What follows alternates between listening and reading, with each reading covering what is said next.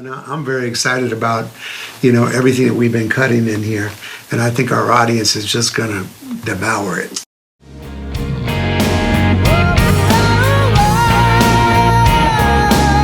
Hi guys, welcome back to Sleeve Saturday. Well, it's finally here. New music from Journey. And man, it's been a long time coming. 10 years in fact. And in that decade, since 2011's Eclipse, true to their traditions, Journey have made many alterations. Dean Castronovo left the group only to be replaced by Steve Smith, which reunited the classic Frontiers era lineup of the band, along with Ross Valory, Neil Schon and Jonathan Cain. Minus Steve Perry, of course, who, as we all know, ain't never coming back to this band. Let it go, folks. As much as it disappoints me too, it'll never happen. But since 2007, Arnel Pineda has helmed vocal duties with power, respect and grace. He's a gentleman and a terrific performer. A legal dispute in 2020 saw Valory and Smith kicked out of the band for the second time in their career, and a year later, band leaders Schon and Cain unveiled a new lineup of the group during a UNICEF performance. They brought in bassist Randy Jackson for a second stint in the band after his fleeting inclusion in the late 80s with the Raised on Radio project, which was a mellower sound for the band at the time. Also here is relative unknown Jason Derlachta, who supplements keyboards and backing vocals, while industry powerhouse, drummer, producer and all-round musical supremo Narada Michael Walden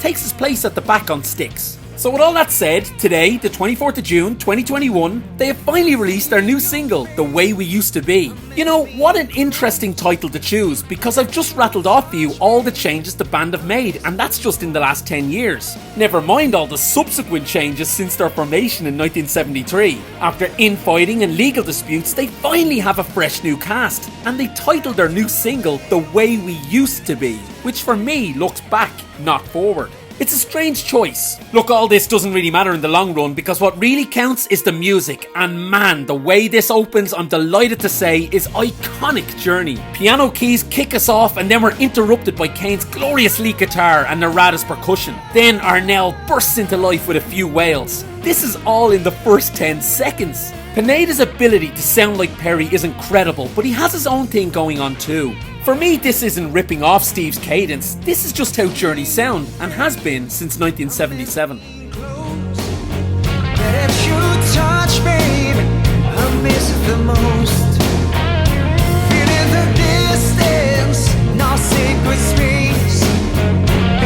Despite their incredible talent, with the inclusion of Narada and Randy as the rhythm section in this band, I was a little worried we would get the same R&B flavour we saw on Raised on Radio. In my review for that record, I admitted I liked the album, but for me, Journey worked best as a melodic rock band with the occasional dip into hard rock. The Way We Used to Be plays in that sandbox and thankfully doesn't have that funkier sound.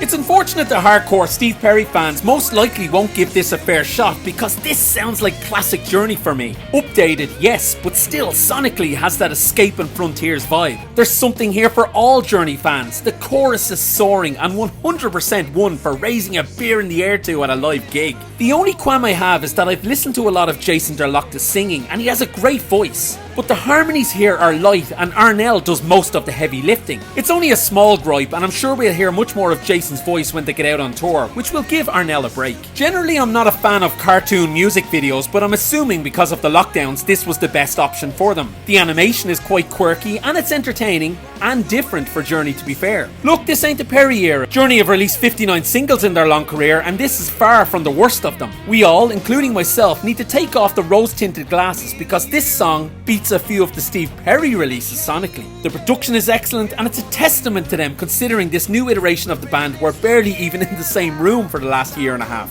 All in all, I'm happy, guys. It's a fresh, shiny take on an old classic band, and it's a great start by Neil and the gang for this lineup. An album will follow for sure later this year, and I'm looking forward to see what they have in store for us. I like a good 10 or 12 track album, so hopefully they don't cram the LP. But as always, guys, I'm curious, what are your thoughts on Journey's new song?